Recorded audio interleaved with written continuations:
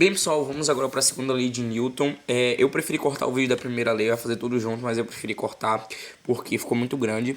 E aí vamos agora para a segunda lei de Newton. No primeiro vídeo a gente já viu a primeira lei, que é a lei da inércia, conceito de força, massa, referencial inercial, o conceito de inércia propriamente dito e a lei. E agora nós vamos para a segunda lei de Newton, que é o princípio fundamental da dinâmica, que vai trazer a relação e a fórmula essencial para a resolução de todos os cálculos dentro do trabalho ali, todas as questões com a lei de Newton. Bem, o que é a segunda lei de Newton? Newton, ele percebeu, e aí eu trouxe essa imagem aqui para explicar para vocês, que qualquer objeto que tivermos, esse objeto ele vai ter uma massa e nós vamos precisar aplicar determinada força para que esse objeto se movimente. Como eu falei na primeira aula, a força são as causas que vão provocar ali um movimento de algum objeto, ou provocar ou parar um movimento, por exemplo. E aí nós temos aqui esse carrinho que tem uma determinada massa e nós temos aqui o bonequinho. O bonequinho ele vai precisar aplicar determinada força para que ele consiga mover esse carrinho com o caixote que tem uma massa, e aí isso vai gerar um movimento com uma aceleração. E aí a aceleração vai ser essa alteração de velocidade que esse movimento ele vai ganhar. E aí o que é que Newton percebeu? Ele percebeu que quanto maior for a massa que esse objeto aqui, que no caso é a caixa em cima do carrinho, tiver, ele vai ter que aplicar uma maior força ainda para que tenha ali determinada aceleração. E se ele colocar ali uma determinada força, quanto maior for a massa do objeto, menor vai ser a aceleração para aquela determinada força. E aí, partindo dessa percepção de Newton, ele vai chegar aqui, né, na formulação desse cálculo, ou seja, ele vai perceber que a aceleração de um objeto ela é diretamente proporcional à força resultante e inversamente proporcional à massa. O que é que isso quer dizer? Que quanto mais força eu coloco, mais aceleração eu obtenho. E quanto mais massa eu tenho, menos aceleração eu obtenho. E aí ele vai chegar aqui nessa fórmula que é o somatório das forças é igual à massa do objeto vezes a aceleração. Essa vai ser a fórmula básica, a fórmula essencial aí, a fórmula principal para que a gente consiga resolver todos os cálculos. E aí já uma própria variação dessa fórmula, já tenho aqui essas fórmulas em termos das componentes. Já expliquei para vocês em relação ao plano aí que a gente vai ter eixo X, eixo Y e a gente pode ter também o eixo Z. E aí a gente vai olhar ali uma questão, vai tentar imaginar esse plano, que normalmente ali a gente utiliza mais o plano de X e Y, mas pode ocorrer de Z também. E aí a gente vai tentar encontrar quais são as forças que estão atuando sobre esses eixos. Ou seja, quem são as forças que estão atuando sobre X, quem são as forças que estão atuando sobre Y, e se tiver, quem são as forças que estão atuando sobre Z, perdão. E aí a gente vai aplicar essa fórmula. Ou seja, o somatório das forças em X, a soma de todas as forças que estão ali aplicando sobre o eixo X, é igual a massa vezes a aceleração em X. O somatório das forças em Y é igual a massa vezes a aceleração em Y. E o somatório das forças em Z é igual a massa vezes a aceleração em Z. Esse é um ponto muito importante porque essa é a fórmula que você vai utilizar para realizar todas as questões, e aqui entra uma análise que eu já tinha falado para vocês, que é a análise da questão de equilíbrio, que eu falei na última aula presencial, que é você analisar se o objeto ele está em equilíbrio ou não. Quando que esse objeto ele vai estar em equilíbrio? Quando ele está em repouso ou quando está em movimento retilíneo uniforme, com velocidade constante. E aí esse objeto vai estar em equilíbrio. Por quê? Normalmente a questão ela vai te dar alguma informação e você tem que analisar para ver se esse objeto tem equilíbrio. Se a questão vir falando, um objeto ele tem velocidade constante, ele está em equilíbrio. Um objeto está parado, está em equilíbrio. Um objeto está em repouso, está em equilíbrio. Um objeto está em MRU, movimento retilíneo uniforme, está em equilíbrio. Por que que é importante? Porque se o objeto ou se o corpo estiver em equilíbrio, a gente vai retirar essa massa vezes a aceleração e vai igualar essa fórmula a zero. Vai ser apenas o somatório das forças é igual a zero, porque não tem esse movimento. Já se o objeto ele estiver acelerado, não for um objeto que não está ali em equilíbrio, aí a gente vai utilizar essa fórmula completa. O somatório das forças é igual a massa vezes a aceleração. E aí aqui um ponto muito importante é que no SI, Sistema Internacional, a força é dada em newtons. E newton é igual a quilo vezes metros por segundo ao quadrado. Lembra que eu falei lá na massa que era importante que a gente tivesse essa noção que a massa é dada em quilos no SI, por quê? Porque essa fórmula aqui, ó, se a fórmula ela vier dando quilos e aí vier dando metros por segundo ao quadrado, aí você utiliza essa mesma razão, mas se der outras medidas você vai precisar converter ou trabalhar ali com as medidas numa mesma escala, tá certo? E aí, outra fórmula de representação dessa fórmula é essa aqui, ó. FR é igual a massa vezes a aceleração. É a mesma coisa. Pode ser representado assim também. Por quê? Porque FR é justamente o somatório das forças. É o somatório de todas as forças. E aí, por que eu trouxe aqui? Para que vocês entendam o que é o somatório das forças. Nós temos esse símbolo aqui, que é essa letra grega, que representa esse somatório. E nada mais que você somar todas as forças que você tem ali atuando sobre aquele sistema ou sobre aquele eixo. Mas é importante você entender que é força, então não é tipo eu pegar o módulo de cada um e ser somando, não, é uma força, são grandezas vetoriais, você também vai ter que fazer uma soma vetorial, a gente vai ver isso aí posteriormente, tá certo? Então, beleza, segunda lei de Newton vai dar essa fórmula aí essencial pra gente resolver todo tipo de questão. Terceira lei de Newton, lei da ação e reação, muito importante também, principalmente para análise de diagramas de força que eu vou mostrar para vocês daqui a pouco. Então, lei de Newton, terceira lei, lei da ação e reação. Eu coloquei esse desenho aqui para que vocês observassem. O que é que essa lei ela vai dizer? Que se dois objetos diferentes eles interagem, a força exercida pelo objeto 1 sobre o objeto 2 é igual em magnitude e direção oposta à força exercida pelo objeto 2 sobre o objeto 1. O que é que significa? Nós temos aqui esse humano aqui empurrando essa parede. Esse humano, ele vai exercer uma força aqui que a gente chama de força de ação, que é F1. O humano vai exercer essa força de ação F1 sobre a parede.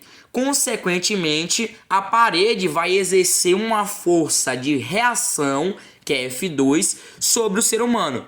E aí é importante vocês entenderem que a força exercida pelo ser humano e a força exercida pela parede, elas vão ser iguais em sentido, vai ter o mesmo sentido aqui, vai ter a mesma magnitude, ou seja, vai ter o mesmo módulo, a mesma intensidade, mas elas vão ter direções opostas. Neste caso aqui, o ser humano está à esquerda, à minha esquerda, e a parede está à minha direita. Então, o ser humano está exercendo uma força no sentido horizontal, da direção da esquerda para a direita. Como vamos supor aí que a magnitude, a intensidade dessa força seja 8 newtons.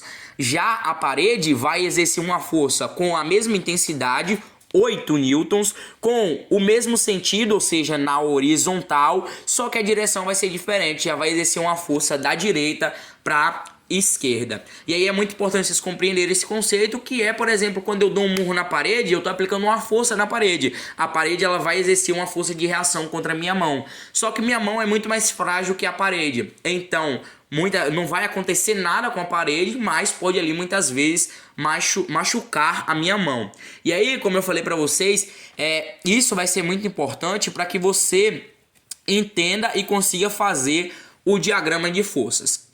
E aí eu trouxe aqui esse exemplo que é já um exemplo de diagrama de forças para que vocês compreendam mais ou menos o que vocês vão ter que fazer. Toda vez que vocês pegarem uma questão aí, essa questão ela vai dá ali um problema para vocês, e aí às vezes algumas questões vêm com desenho e às vezes não. Se não vir, eu aconselho que vocês desenhem, rabisquem ali o papel, façam um desenho para que vocês analisem ali e façam um diagrama de forças. Nesse caso aqui nós temos uma superfície plana e um homem empurrando aqui, uma pessoa empurrando essa caixa. E aí nós temos que fazer o diagrama de força. Como é que eu faço esse diagrama de força? Primeira coisa que eu vou analisar. Aqui para baixo vai ter a força-peso. O que é força-peso? Lembra lá na primeira aula eu falei para vocês que a massa ela é a propriedade ali dos objetos que vai medir a quantidade de matéria e também ali a quantidade de inércia de um objeto ou de um corpo. Já a força-peso ela é uma força de atração da Terra. Todo objeto ele tem ali uma atração, ele vai atrair ali o que está à sua volta. Só que os objetos normalmente eles são pequenos, então a sua força de atração ela é muito pequena. Já a Terra é planeta gigantesco, então a sua força de atração é muito grande. Por isso que a força-peso é aplicada a todo e qualquer objeto, porque a Terra está sempre atraindo. E aí é essa força que vai gerar a nossa gravidade. E a força-peso, ela é pautada em cima da fórmula que a força-peso é igual à massa desse objeto vezes a gravidade. Que aí a gravidade é em torno de 9,8 e em alguns exemplos da questão vai te pedir para utilizar até mesmo 10 para ficar mais simples. Então, primeira coisa aqui, eu sei que tem essa força-peso puxando essa caixa para baixo, que é a força de atração da gravidade. Essa caixa, ela está em contato com a superfície. Então, eu sei que vai ter uma força aqui que é chamada de força normal. Toda vez que esse objeto está em contato com alguma superfície, tem uma força ali atuando paralelamente ali ao contato dele com a superfície ali, né? E vai ser uma força perpendicularmente ali aonde ele está com a superfície, vai ser chamada de força normal. Ou seja, vocês olham agora para a setinha do meu mouse, tá aqui essa linha aqui, nessa linha aqui horizontal é o contato da caixa com a superfície. Então, perpendicularmente, agora na vertical, nós temos aqui para cima a criação dessa força que é normal. Aí nós vamos ter F aqui, que vai ser a força que a pessoa que está empurrando essa caixa, ou seja, ele está aplicando uma força, e aí essa força aqui é aplicada para frente, porque ele está tentando empurrar a caixa, e nós temos aqui nessa questão uma força de atrito. A força de atrito vai ser ali uma relação entre o atrito da caixa com a superfície, e aí esse atrito vai impedir o movimento dessa força, então vai estar aqui puxando para trás, porque impede ali o movimento. E aí esse é um diagrama ali que você precisa fazer em todo qualquer exercício. Só que nós temos um outro exemplo de diagrama aqui que você pode fazer, onde nós temos aqui, por exemplo, a força-peso para baixo, nós temos aqui a força normal para cima, aí nós temos F, que é a força inicial que vai empurrar todo o sistema, e aí nós temos a força de FBA, e aí o que é essa força de FBA? Essa força de FBA é a força que B está aplicando sobre A. Mas como assim B está aplicando sobre A? Esses são dois blocos, o bloco A e o bloco B. Eu apliquei uma força para empurrar os dois blocos, empurrar os dois ao mesmo tempo. Só que primeiro eu vou empurrar A e A vai empurrar B. Então A vai estar aplicando uma força sobre B. E consequentemente lá, lembra par de ação e reação, se A aplica uma força sobre B, B também vai aplicar uma força sobre A. Então aqui analisando apenas A, e aí é muito importante para resolver essas questões aqui, que depois eu vou mostrar um exemplo para vocês posteriormente nos vídeos de exercício. Nós vamos ter que isolar os blocos. Isolando aqui só A, nós temos o peso de A puxando ele para baixo, a normal de A, porque A está em contato com a superfície. Aí nós vamos ter a força de reação que B está aplicando sobre A, e temos a força total aqui que é aplicada sobre A para empurrar A. Já isolando B, nós vamos ter o peso de B empurrando para baixo, puxando ele para baixo no caso, a normal, porque B está em contato com a superfície, e a força aqui empurrando para frente, que é a força que A aplica em B. Então é muito importante que vocês entendam esse conceito de ação e reação, principalmente na questão de analisar esse diagrama de força, para que vocês entendam ali as forças que estão sendo aplicadas. E aí vocês entenderam que se uma força está aplicando, se um objeto está aplicando uma força sobre outro objeto, esse objeto ele também vai reagir com uma força de mesma intensidade, mesmo sentido, só que com direção diferente. Aqui nós temos outro exemplo de diagrama de forças. Nós temos aqui dois blocos diferentes. No bloco A nós temos o peso puxando ele para baixo, a normal puxando ele para cima, e temos a corda aqui, a tração, que é a tração que B está fazendo sobre A, porque se vocês virem aqui nessa rodana, B está puxando A. Então B está aplicando uma força sobre A. E aí, consequentemente, aqui embaixo nós temos também o peso de B. E aí nós já não vamos ter normal. Percebam que aqui ele não está em contato com nenhuma superfície, então não tem como ter essa força normal. O bloco A ele está em contato com essa superfície aqui, por isso tem a força normal, mas o bloco B não está em contato com nenhuma superfície. Percebam isso, analisem isso durante uma questão. E aí ele só vai ter aqui a força, né, da tração. Tração é aquela força aplicada por cordas ou fios. E aí nós temos aqui a tração de A em B, porque se vocês perceberem, A também está puxando B. Então, de resumo, a segunda lei de Newton é o princípio fundamental da dinâmica. Vai ser muito importante porque ele vai dar aquele cálculo fundamental que o somatório das forças é igual a massa vezes a aceleração.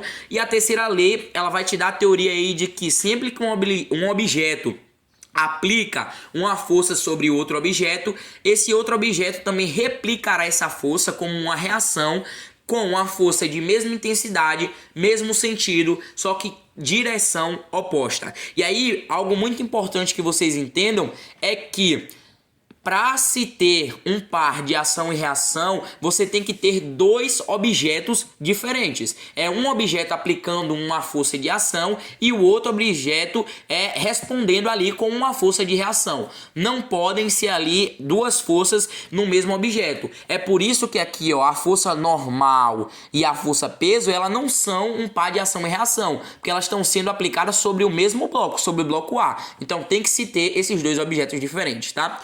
Essas foram as duas aulas teóricas. A primeira aula sobre a lei, a primeira lei, a lei da inércia, e essa segunda sobre a segunda e a terceira lei. São as aulas justamente teóricas para que vocês entendam essa teoria e o início ali do que vocês precisam fazer para resolver os cálculos. E aí posteriormente eu vou também gravar um vídeo com a resolução da lista teórica para que vocês compreendam como resolver questões de teoria e também depois questões de cálculo.